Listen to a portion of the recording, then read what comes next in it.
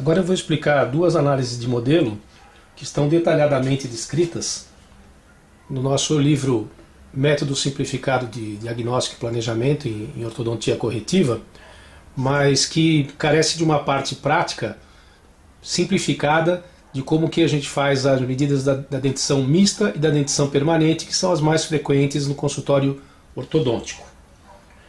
Para isso, nós primeiro vamos começar falando de algumas características de normalidade que existem em todas as oclusões, inclusive com a decídua, existem poucas exceções em que isso muda, e que fazem parte, como nós acabamos de dizer, do que é uma oclusão normal.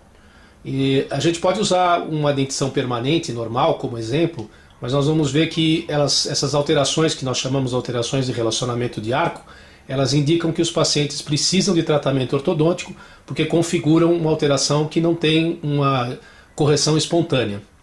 Então, uma das coisas que a gente pode começar vendo é a relação entre os incisivos, e a gente vai usando novamente uma dentição permanente como referência, mas ela pode ser usada para as outras dentições também, mostrando que o contato dos incisivos em máxima intercuspidação, embora a gente não fique em máxima intercuspidação o tempo todo, mas a análise ortodôntica é feita com modelos de intercuspidação, existe uma relação entre os incisivos em que, se nós formos ver, existe um contato das incisais dos incisivos inferiores no cíngulo dos incisivos superiores.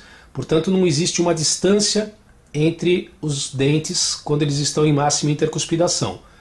A outra coisa é que a gente pode ver que os incisivos superiores eles cobrem aproximadamente 1/3 da coroa dos incisivos inferiores. Isso é uma outra condição também de normalidade. E outra coisa que a gente pode avaliar, mas não com tanta precisão nos modelos, é que precisa haver na dentição permanente uma certa inclinação no sentido vestíbulo-lingual dos incisivos para que eles tenham o contato perfeito entre eles. Então a gente já pode começar a falar de algumas alterações que nós consideramos alterações de relacionamento de arco que implicam no tratamento ortodôntico. Então, por exemplo, uma delas é o distanciamento entre os incisivos superiores e inferiores. Então, se nós tivermos um distanciamento em máxima intercuspidação, eles não estão articulando no cíngulo dos superiores, nós temos o que nós chamamos de sobressaliência, que antigamente era chamado de overjet. Então, isso pode ser medido, inclusive, e nós podemos ter uma mensuração, por exemplo, de quanto é esse distanciamento. Então aqui, por exemplo, nós podemos ver que se o paciente mordesse dessa maneira, ele teria uma sobressaliência de 5 milímetros. A outra coisa que pode acontecer também nós temos uma mordida de topo, né? Então que também é um distanciamento errado entre os incisivos, e até mesmo uma mordida cruzada anterior. E a gente pode ver que a mordida cruzada anterior também pode ser medida. Essa distância que existe entre as incisais dos incisivos também é uma medida importante. Então, nós podemos ter uma sobressaliência, mordida de topo, mordida cruzada anterior. Com relação ao problema vertical, como nós já falamos anteriormente, os incisivos superiores cobrem 1/3, os superiores cobrem 1/3 dos inferiores. E algumas vezes nós temos situações em que cobre mais de 1/3, então nós vamos ter a sobremordida, e em algumas situações que cobre menos de 1/3 e nós vamos ter a mordida aberta. Todas essas situações que nós falamos, sobressaliência, sobremordida, mordida de topo, mordida cruzada anterior, justificam um tratamento ortodôntico. Então, normalmente a gente precisa olhar a cefalometria para saber se não é um problema esquelético, ou se essa mordida não é uma característica esquelética que está se traduzindo no tipo de mordida do paciente. Bom, outra coisa que a gente pode ver também é que os dentes superiores, a partir do canino, as cúspides vestibulares, elas estão sempre à frente, né, mais para vestibular, dos dentes inferiores. E nós podemos ter também algum tipo de alteração, né? Uma delas é a mordida cruzada, em que isso se inverte, né? As cúspides vestibulares dos inferiores estão mais à frente dos superiores, e algumas vezes, inclusive, nós temos a chamada mordida em tesoura, em que os molares superiores se encontram ocluindo fora dos molares inferiores, e é inclusive uma alteração de difícil tratamento e que interfere bastante na dimensão vertical por não haver um contato oclusal. Então, tanto a mordida cruzada quanto a mordida em tesoura também são alterações de relacionamento de arco que implicam que o paciente tem um problema ortodôntico que precisa de ser mais aprofundado para que nós possamos saber qual é a sua origem. Ao avaliar a dentição mista, nós vamos ter algumas características interessantes, como por exemplo, na dentição mista, como existe uma desproporção entre o crescimento da maxila e da mandíbula, algumas vezes a maxila cresce um pouco mais rápido que a mandíbula, então é a única fase da dentição em que nós podemos ter um pequeno aumento na sobressaliência, mas nada mais do que 3 milímetros de distanciamento entre os incisivos pode ser considerado normal, né? Mas até 3 milímetros não é também considerado anormal se os molares estiverem também em classe 1. Outra característica importante da dentição mista é que a gente pode ver aqui que durante a erupção do canino permanente, ele ocupa uma posição em que ele toca na parte distal da raiz dos incisivos laterais e provoca uma inclinação dos incisivos laterais, assim como os incisivos centrais também apresentam um diastema na linha média. Van der Linden demonstrou que esse diastema fecha em mais de 80% das vezes quando o canino permanente erupciona e verticaliza as raízes desses dentes. E muitas vezes existe um erro grosseiro em ortodontia, que é fechar o diastema antes do tempo, né? Ou seja, se você verticalizar a raiz do incisivo lateral antes do tempo, essa raiz vai ter o contato com a coroa do canino permanente e pode haver ou a reabsorção ou deslocamento do canino para palatino, causando a impactação desse canino. Então, muito cuidado com os diastemas e inclinação do incisivo, que são uma queixa muito comum dos pais, e alguns ortodontistas costumam nivelar esses dentes numa idade muito precoce. A gente sabe que diastemas e inclinação nós podemos fechar até na dentição permanente, então não é nada que tenha realmente uma implicação importante. Outra coisa que é interessante de ver também nesse modelo aqui, é que nós estamos vendo que o tamanho do segundo pré-molar, por exemplo, que ainda é o dente descido que se encontra nessa arcada, é muito menor a largura desse dente do que a do dente que vai substituí-lo. Portanto, existe uma sobra de espaço quando nós temos os 3 dentes descidos ainda, o canino, o primeiro molar e o segundo molar descido, que foi chamada por Nance de espaço livre de Nance. Existe uma sobra de espaço nessa região e normalmente essa sobra é perdida quando o segundo molar descido esfolia, o primeiro molar permanente ocupa esse espaço. Mas muitas vezes, isso que vai ser uma coisa que nós vamos ressaltar na análise de Moyers, os pequenos apinhamentos dos dentes anteriores são tratados com muita facilidade se nós impedirmos a migração do molar permanente e não por através de expansão, que é uma coisa muito comum e que todas as evidências científicas mostram que não é estável. Voltando para a dentição permanente, nós sabemos que a partir do momento em que houve a troca dos dentes descidos, o primeiro molar mesializa, ocupa o espaço, os dentes anteriores vão verticalizar depois da erupção do canino, então uma oclusão perfeita teria esse tipo de característica. Todos os detalhes mais aprofundados estão no livro. Esse tutorial ele serve somente para dar uma noção de como é feita a análise de espaço, que é o mais difícil de tentar se explicar num texto. Mas é de se lembrar também que uma das coisas importantes na dentição permanente, ou pode-se dizer que a gente deveria terminar os nossos tratamentos em dentição permanente com as chaves de Andrews, né? Que entre elas estão, por exemplo, né, os pontos de contato justos, sem rotações. Então a primeira chave, pontos de contato justo, sem rotações e também sem inclinações no eixo axial do dente.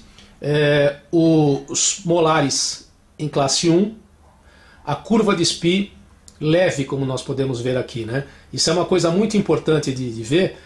A curva de Spee é considerada leve quando nós colocamos uma régua e essa distância aqui na parte mais profunda da curva de Spee é até 1,5 mm. Quando ela passa de 1,5 mm até 3 mm, nós temos uma curva de Spee média, mais de 3 mm é uma curva de Spee profunda. E é importante lembrar que quando nós nivelamos a curva de Spee, automaticamente os incisivos são jogados para frente. Então, quanto maior a profundidade da curva de Spee, você tem que esperar maior inclinação dos incisivos durante o tratamento ortodôntico. E é uma parte da análise de modelo da dentição permanente que não é muito levada em consideração. Tá? Além disso, As outras chaves de Andrews estão relacionadas, uma nós já explicamos, né? E tem que haver uma angulação entre as raízes dos dentes anteriores para que nós tenhamos o ponto de contato perfeito.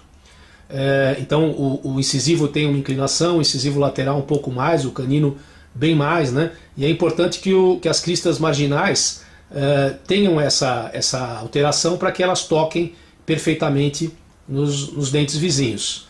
E a última das chaves de Andrews é o que nós chamamos erradamente ortodontia de Torque, mas é consagrado, né? Que é a inclinação no sentido vestíbulo-lingual, para que a gente tenha o contato dos dentes inferiores de uma maneira correta.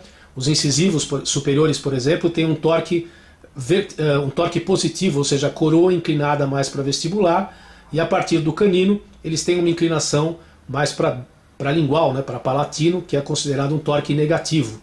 E esse torque vai se acentuando a partir do canino até o molar permanente. A mesma coisa acontece nos molares inferiores, né? Eles têm um torque cada vez mais acentuado negativo, e todas essas condições são consideradas como características de normalidade para que a gente tenha uma estética e uma estabilidade nos tratamentos. Considerando a análise dessa dentição mista, por exemplo, né? Nós podemos ver aquilo que a gente já disse anteriormente da presença de um incisivo, mas se nós formos aprofundar, de um diastema entre os incisivos, mas se nós formos aprofundar um pouco mais a análise, nós vamos ver, por exemplo, que, entre outras coisas, esse paciente apresenta uma mordida aberta, né? Lembre que deveria estar cobrindo 1/3 dos incisivos inferiores e ele não cobre completamente. A outra coisa que nós vamos ver aqui nessa dentição mista, que vai ser o objetivo desse tutorial, porque, como nós já dissemos, a parte específica das análises de dentições está no livro, mas o que é importante aqui é a gente ver esse tipo de coisa, né? Vocês estão vendo que ele está num estágio de transição entre a dentição mista e a dentição permanente, o segundo estágio de transição, mas a questão aqui seria, será que vai ter espaço para nascerem esses dentes aqui, que está faltando os segundos pré-molares e os caninos permanentes? Esses diastemas aqui, eles poderão compensar a falta de espaço que está aqui atrás? Então, a forma mais clássica de se fazer isso, mais simples de fazer uma avaliação dessa, é através da análise de Moyers, que nós vamos mostrar em seguida. Moyers, quando idealizou a sua análise, ele pensou no seguinte: os 4 primeiros dentes permanentes a erupcionarem são os incisivos inferiores. Então o que ele fez foi pegar uma série de pacientes que ele mediu os 4 incisivos inferiores e depois a distância que existia também da distal do incisivo lateral até a mesial do primeiro molar, que é o lugar onde teria que nascer o canino e os 2 pré-molares. E depois ele viu aqueles pacientes que tiveram um espaço suficiente, ele elaborou uma tabela na qual, quando nós medimos os 4 incisivos inferiores, nós podemos saber qual é a medida ideal para nascerem esses dentes, né? Ou seja, a partir da distal do incisivo lateral até a mesial do primeiro molar. E também essa mesma medida ele aplicou para a arcada superior. Através da tabela de Moyers, não é necessário mais medir os incisivos superiores, porque ele fez a tabela a partir dos incisivos inferiores, mas a gente tem na tabela uma distância ideal da distal do incisivo lateral até a mesial do molar superior. Então, por exemplo, se essa distância deveria ser de 25 milímetros e o paciente apresentar 23 milímetros, quer dizer que vão faltar 2 milímetros para erupcionar os dentes permanentes. Como nós estamos vendo uma oclusão ideal, esse paciente obviamente apresenta até espaço sobrando, né? A gente já viu anteriormente que o espaço de Nansen ainda estaria presente aqui. Mas no caso que nós estamos mostrando real, a ideia é saber se o espaço que tem aqui da distal do lateral até o molar é suficiente para nascerem esses 3 dentes. Mas antes de mais nada, eu queria mostrar uma coisa. Vocês estão vendo que aqui, claro, pode estar faltando, provavelmente vai estar faltando espaço para nascer os 3 dentes permanentes. Mas esses diastemas que tem aqui, eles compensam um pouquinho. Então, por exemplo, se o paciente tiver diastemas, a gente pode fazer um cálculo da seguinte maneira. Primeiro nós vamos medir o espaço que vai sobrar. Ou seja, vamos ver aqui quanto que é o diastema. Nós temos aqui entre esses dentes 3 milímetros de diastema aqui. Aqui a gente tem mais uns 2 milímetros. Tá? E desse lado de cá não existe, bom, talvez aqui, 1 milímetro de diastema. Então nós temos 3 mais 2 mais 1, 6 milímetros que vão ter de espaço sobrando aqui, se nós depois fecharmos esses diastemas. Então isso é importante porque daqui a pouco nós vamos ter uma medida de quanto falta de espaço aqui e de quanto falta de espaço aqui, mas é importante descontar esses 6 milímetros que vão sobrar.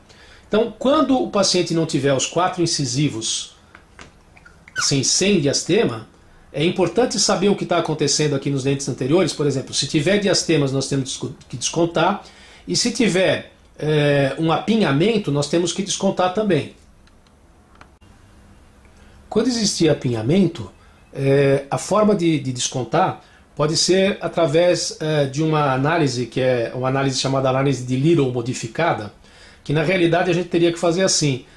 Você vê, por exemplo, que esse canino está cobrindo o incisivo lateral, a parte que falta de espaço é exatamente essa parte que ele cobre o incisivo lateral. Aqui é a mesma coisa, olha, a parte que falta de espaço aqui é esse tantinho aqui que o incisivo central está cobrindo o incisivo lateral.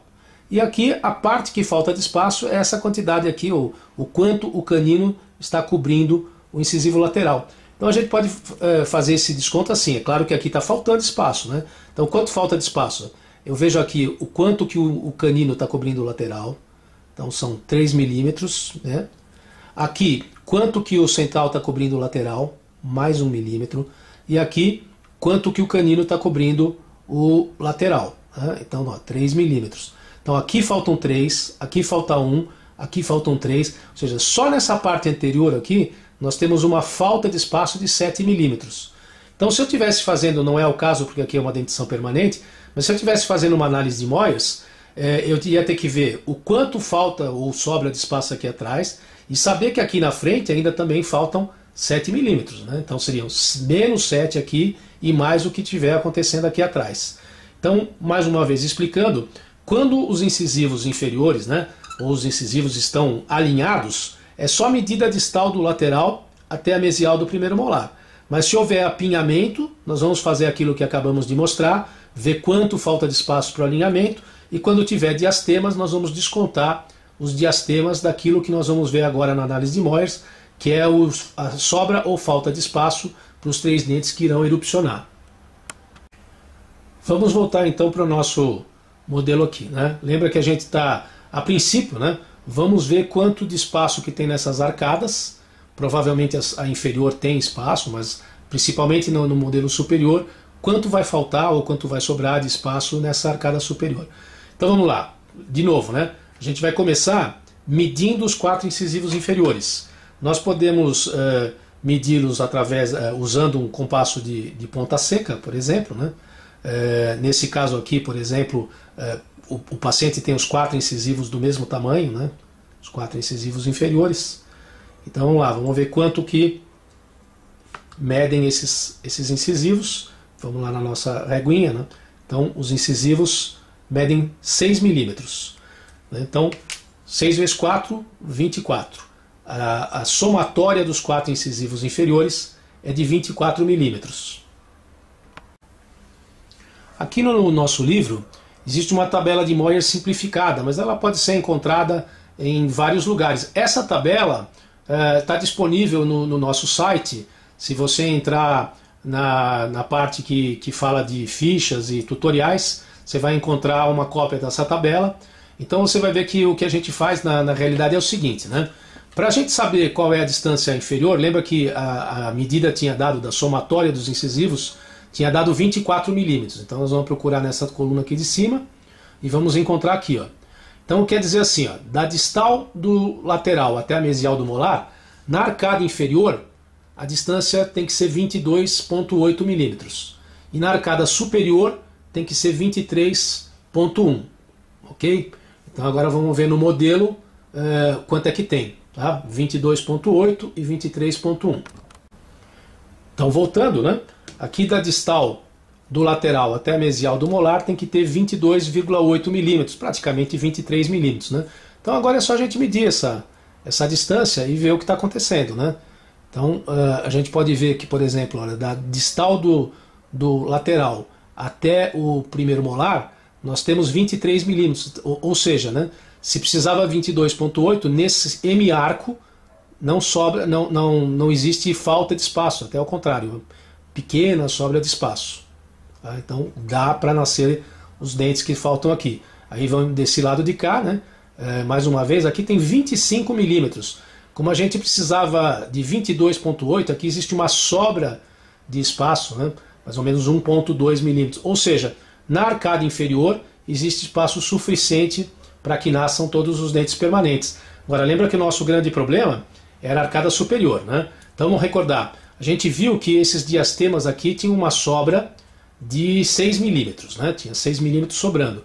Agora vamos ver daqui da distal do lateral até o molar quanto que tem de espaço. Lembra, na tabela diz que a distal do lateral até o molar tem que ter 23,1. Então vamos ver lá se tem, né?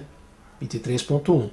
Medindo aqui, a gente pode ver que a falta de espaço aqui é enorme. Olha, nós temos praticamente 17 milímetros. Precisam de 23 milímetros e nós temos 17. Então faltam 5 milímetros só nesse hemiarco. Vamos ver do outro lado. Aqui nós temos também a 22, né, um pouquinho aproximando aqui. Menos que isso, nós temos 19 milímetros e a gente precisa de muito mais, né? Então, como nós precisamos de 23 e nós temos 19, faltavam aqui 4 milímetros, né? Aqui anteriormente, como nós vimos 23, tinha 19, faltam 4 e 4, né? Faltam 8 milímetros. Mas veja bem, olha que interessante. Falta 8 milímetros para nascerem esses dentes, mas a gente tinha um diastema aqui na frente que proporcionaria 7 milímetros. Então, se a gente for pensar bem, se a gente conseguir, por exemplo, né, manter esses molares aqui e recuperar esse espaço aqui da frente, praticamente vai faltar só 1 milímetro.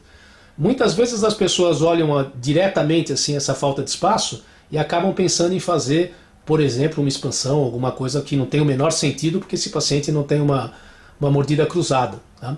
Então, esse caso, inclusive, é um caso que é uma exceção por causa dos diastemas, mas vocês viram como é fácil, né, de fazer essa medida. Tá? Bem, agora vamos ver uma dentição permanente, e uma das coisas que a gente pode notar logo de cara nesse caso aqui é que existem algumas alterações de relacionamento de arco, né, como por exemplo a mordida cruzada anterior. Além de tudo, também a relação de molares e de caninos, né? É uma relação de classe 3, né? Mas o que interessa para nós no momento, as outras particularidades, elas são bastante fáceis de se estudar, inclusive em nosso livro ou outros livros, mas uma das coisas que um tutorial por vídeo é mais fácil da gente conseguir decidir a coisa mais importante, né? Que é assim, essa falta de espaço. Eu posso fazer esse tratamento aqui com ou sem extrações? Então uma coisa que é bastante importante é a gente pensar no seguinte, que independente dessas novas tendências de usar brackets autoligados ou alguma coisa assim, é sempre importante lembrar da terceira lei de Newton, né, que dois corpos sólidos não ocupam o mesmo lugar no espaço. Então se eu tentar colocar esse dente no espaço que falta, ele vai acabar aumentando o tamanho do arco de qualquer maneira, seja qual for o tipo de bracket que eu use, isso é inexorável. E uma das coisas que acontece é que o arco aumenta em todas as direções, inclusive com protrusão e inclinação, né, dos dentes, e não é só olhar a falta de espaço pela análise de modelo. É sempre importante a gente ver, por exemplo, a queixa principal do paciente. Muitas vezes ele fala que ele tem os dentes para frente. Então se você aumentar o tamanho desse arco, mesmo com uma discrepância pequena, ele vai reclamar mais ainda. Na cefalometria a gente pode ver também a protrusão e a inclinação dos incisivos. Então se você já tem um paciente que tem os incisivos labiovertidos e protruídos, quando fizer o alinhamento vai aumentar o tamanho do arco. Então não é só uma medida. O que nós vamos mostrar agora é como se mede a falta de espaço. Mas a decisão por extração, ela não tem a ver apenas com a falta de espaço. Eu posso, por exemplo, mostrar um outro caso aqui, em que a gente pode ver, por exemplo, que se olharmos o modelo assim, depois nós vamos ver que está faltando espaço aqui bastante. Mas a princípio os dentes estão relativamente alinhados e os incisivos e os inferiores estão relativamente alinhados. Mas qual é a queixa principal do paciente? A queixa principal do paciente é a sobresaliência. Então, para eu conseguir fazer o tratamento desse paciente, eu preciso encontrar bastante espaço atrás do canino para eu poder colocar esses caninos em classe 1. Então vamos ver o final desse tratamento. Vocês podem notar que houve extração de pré-molares, houve necessidade de extração de pré-molares para atender a queixa principal do paciente, embora no primeiro modelo a gente não tenha um apinhamento muito grande.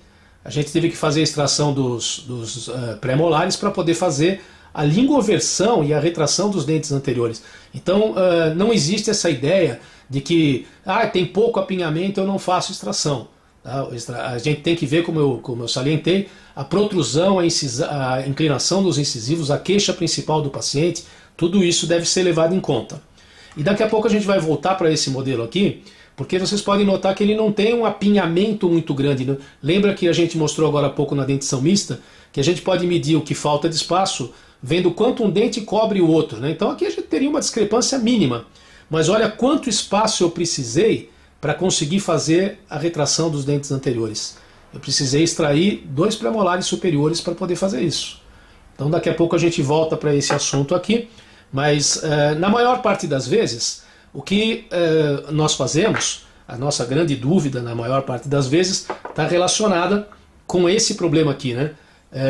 Esse espaço que eu tenho aqui, é muita falta de espaço, eu faço um desgaste, eu tenho que fazer extração. Né? Além disso, como eu falei, a gente tem que ver na cefalometria e na queixa do paciente o que ele acha da inclinação dos dentes. Mas, a princípio, a coisa importante é medir o quanto está faltando de espaço aqui.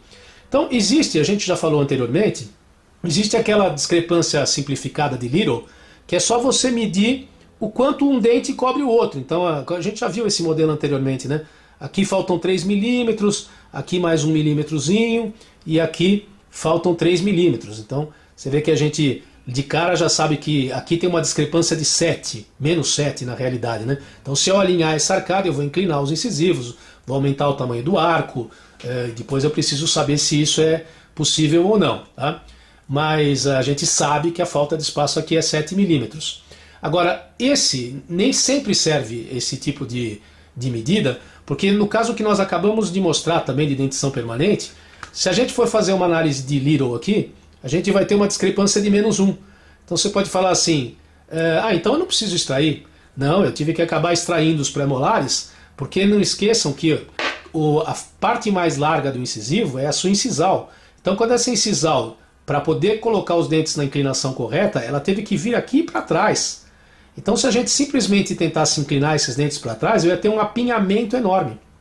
Então, para não errar, quando os dentes estão com uma inclinação razoável, é claro que a gente opta por fazer uma análise simplificada de Little, quanto um dente está cobrindo o outro somente. Mas se você tiver inclinação dos incisivos, ela não serve. Então existe uma análise que a gente usa. Hoje, claro, existem análises que se escaneia o modelo e você consegue fazer pelo modelo, mas ainda talvez isso leve um certo tempo para que possa ser usada em qualquer tipo de clínica aqui no Brasil. Então, uma forma que a gente faz de não também ser muito complicada essa análise, é fazer da seguinte maneira. Vamos mudar o modelo para um modelo que tem um apinhamento maior. Então, por exemplo, esse modelo inferior aqui, vamos voltar para ele.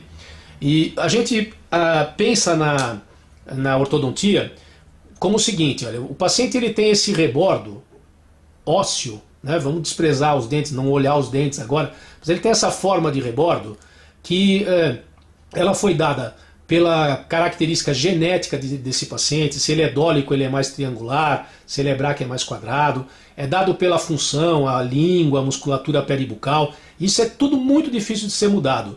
Não é o caso aqui, mas qualquer pessoa que estude ortodontia sabe que a forma do arco sempre volta para o normal. Você pode colocar o que você quiser aqui, depois de alguns anos ela vai voltar para o normal, para o que ela era inicialmente. Então, o que a gente faz em ortodontia, na realidade, seria assim, eu gostaria de, como se eu fosse montar uma dentadura desse paciente, e ele não tivesse os dentes, ele tivesse só o rebordo, onde eu colocaria esses dentes se eu pudesse montar uma dentadura para ele. Então, na realidade, o que a gente faz é o seguinte, né? Nós costumamos fazer uma medida que a gente desconta. Primeiro eu desenho a arcada do paciente, onde eu gostaria de colocar as faces vestibulares dos dentes dele, e depois eu desconto o tamanho dos dentes para ver o que está sobrando ou faltando de espaço. Então, para isso, a gente costuma fazer assim: a gente usa uma plaquinha de vidro, ou pode ser também aquelas capinhas de CD, elas servem muito bem para isso aqui. E a medida ela é feita da seguinte maneira, né? Primeiro a gente vai marcar aqui assim a mesial do primeiro molar, né? As duas mesiais dos dois primeiros molares. Desculpa que escorreu um pouquinho, né? As duas mesiais dos primeiros molares e aqui o ponto de contato dos incisivos. Isso se escorregar, por exemplo, né? A gente consegue colocar na posição correta.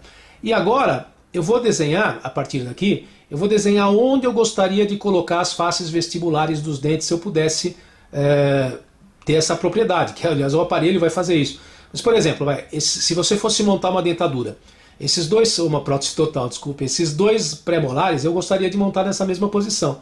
Mas se você vê, por exemplo, esse canino, eu teria que colocar, se eu fosse montar, ele teria que vir um pouquinho mais para dentro. Esse lateral, um pouquinho mais para fora.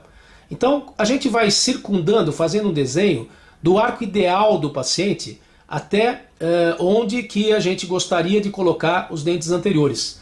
Então, vocês me perdoam que eu vou ter que sair um pouquinho do foco aqui, que é impossível fazer dessa maneira, né? Eu tenho que examinar assim de cima mesmo, como seria esse desenho, tá? E a gente já vai voltar para mostrar como seria o desenho ideal nesse caso. Então agora podemos ver aqui o que eu considerei o arco ideal. Quando eu fui desenhando, os pré-molares eu marquei na posição que eles estão agora, porque se eu fosse montar uma prótese, montaria assim. O canino um pouquinho mais para dentro, o lateral um pouquinho mais para fora, os dois incisivos estão numa posição razoável.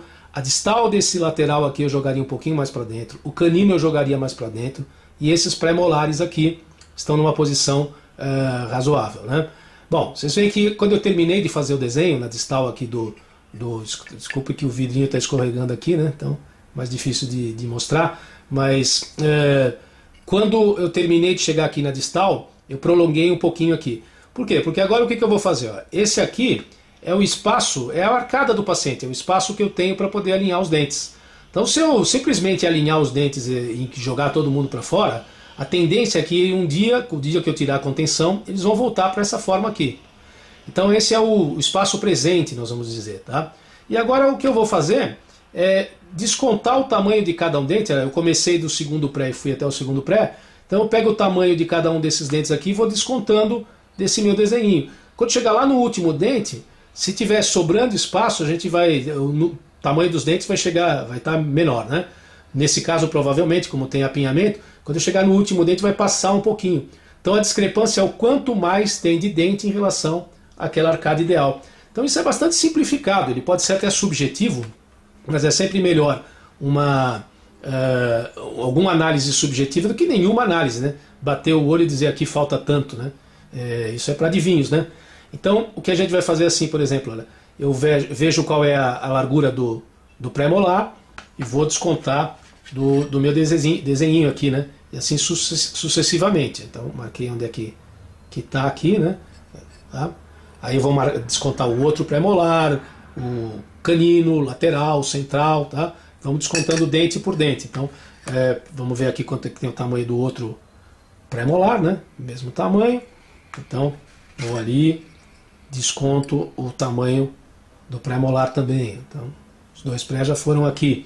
Agora vamos ver o tamanho do canino. Então, ó, quando eu for medir o canino, eu vou ver o espaço que ele vai ocupar na arcada, né, de mesial a distal. Então, se ele está torto, a gente vai colocar aqui a reguinha torta também. E vamos lá descontar o tamanho do canino. Não leva muito tempo, como vocês estão vendo, né? Então, vou falar o canino. Agora vamos ver os incisivos laterais, né? Incisivo lateral. Vamos descontar o tamanho do incisivo lateral. A gente já está percebendo aqui que alguma coisa é de errado, né? Porque eu já passei da linha média e ainda estou no incisivo lateral. Vamos ver o tamanho do central. Tá? Já vou descontar também o próximo central e o outro lateral, né? Que todos têm o mesmo tamanho. Então vamos lá, né? Tinha um lateral, o outro central,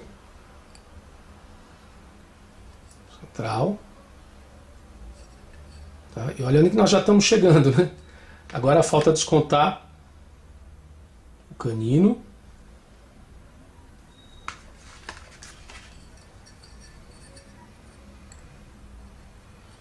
Já estamos chegando pertinho da marquinha. E agora, os pré-molares. Primeiro e o segundo pré, né? Então, primeiro pré. E eu vou ter que esticar até mais o meu risquinho aqui, que a discrepância é maior do que eu pensava, né? Primeiro pré e o segundo pré. Então, ó, a discrepância de modelo na realidade tem tudo isso aqui a mais de dente do que de osso, né? Essa é a forma que a gente costuma fazer a discrepância. Então é agora que eu vou medir, né? Então, nós temos uma discrepância aqui de menos 9 milímetros, né? O que quer dizer que para eu conseguir alinhar esses dentes aqui de uma maneira perfeita, né, eu precisaria de 9 milímetros na arcada. Se eu tentar recuperar isso aqui com alinhamento, eu tenho que saber que vai aumentar o tamanho da arcada, ou eu posso optar por fazer a extração dos pré-molares, retrair os caninos e ocupar o espaço que eu vou ganhar com a retração de caninos com o alinhamento dos dentes anteriores, mas aí já é uma decisão que o ortodontista tem que tomar em função da inclinação dos incisivos, da queixa principal do paciente, em suma, né? Então, essa é uma situação. Agora, como eu lembrei a vocês, o maior problema nós temos naqueles casos como esse, né? Porque olha como era a arcada do paciente e como ela teve que ficar para eu poder inclinar os dentes do paciente. Então, você montaria uma dentadura desse jeito ou desse jeito. Então, o que eu levei em conta? Eu não posso, quando eu for fazer o meu desenho aqui, eu vou usar o mesmo vidrinho aqui, vocês me desculpam para ganhar tempo, mas na hora que eu for desenhar a incisal dos incisivos, por exemplo, eu não posso colocar aqui, né? Porque olha que terminou, eu comecei vocês viram que eu terminei o meu caso assim, né? Eu desenhei aqui atrás os incisivos, eu não sei se vai ficar correto porque eu estou de lado aqui, né? Mas eu fiz alguma coisa assim, né? Onde eu vou colocar os incisivos se eu for colocar uma prótese total. E aí, no final do tratamento, né? O que a gente vai precisar, eu vou colocar aqui para vocês verem, por exemplo, olha lá, deu certinho, né? Mas na hora que a gente coloca aqui, imagine, né? Eu vou fazer o desenho inteiro, me desculpa, eu não fiz o desenho inteiro aqui, mas eu vou continuar fazendo esse meu desenho, eu pode até errar um pouco porque eu não estou conseguindo enxergar na posição que eu estou, né? Mas vai continuando aqui até a mesial do molar, não sei se ficou perfeito, mas vocês vão perceber, por exemplo, que se eu fosse agora começar a descontar o tamanho dos dentes, parece, não tem apinhamento, mas na hora que eu começar a descontar o premolar, o canino, os dois premolares, o canino, quando chegar aqui vai faltar um monte de espaço. Por quê? Porque é o espaço que eu precisava para conseguir inclinar esses dentes para trás e terminar o tratamento da maneira que eu fiz.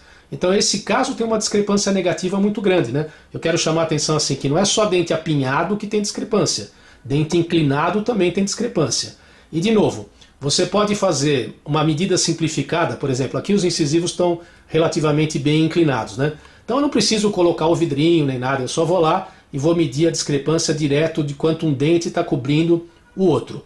Mas se houver inclinação grande de incisivo, é melhor você usar essa técnica aqui, né? Ou seja, essa técnica não falha nunca. E a técnica da análise modificada de Little, ela erra quando a gente tem os incisivos muito inclinados. Então, na realidade, isso é, como eu falei, um tutorial apenas para ensinar como é que é a mecânica da medida dessas análises. E o restante é óbvio, né, que a gente vai terminar com as 6 chaves de Andrews, como eu disse, né? Além da falta de espaço, ainda precisamos ver dentro da mecânica qual é a melhor que vai conseguir fazer com que a gente coloque canino, molar em classe 1, pontos de contato perfeitos, curva de espia acentuada ou curva de espia nivelada e assim por diante. A gente espera ter contribuído um pouquinho e estamos à disposição no nosso site, que é planejamentoortodontico.com.br, e também à disposição no site da SBOM, sboom.com.br, e mais uma vez um adeusinho para todo mundo.